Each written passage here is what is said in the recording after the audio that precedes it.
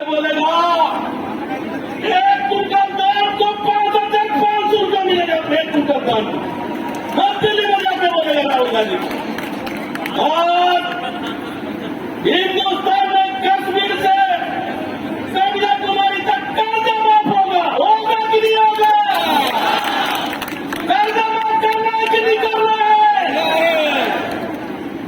आज मेरे को दंतरपुर में भारतीय जनता पार्टी वाले पूछे, कवा तिलकमा बोलता है कर्जा माफ नहीं होगा, 1 लाख रुपया देंगे, ये कहां चलाएगा?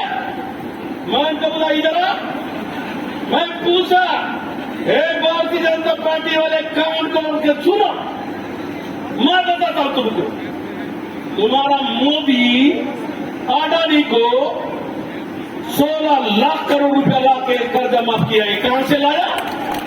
हम मुझे का पैसा ही कर लाएगा, छत्तीसगढ़ में लाएगा, अडानी को नहीं जाएगा। लाएगा कि नहीं लाएगा? नेहरू गांधी परिवार कभी बोलता है तो झूठ बोलता है क्या? छत्तीसगढ़ का जनता गवाह है। ये मंत्री लोग यहां बैठे हैं, मैं भी मंत्री का हिस्सा थे। हिंदुस्तान में 10,000 करोड़ कर्जा माफ करने वाला हिंदुस्तान का पहला सरकार है। 25 करोड़ करने वाला पहला सरकार थी। गोठान, गोबर खरीदी, अंडा बिक्री, भूमिहीन किसान, जीरा गुड़िया,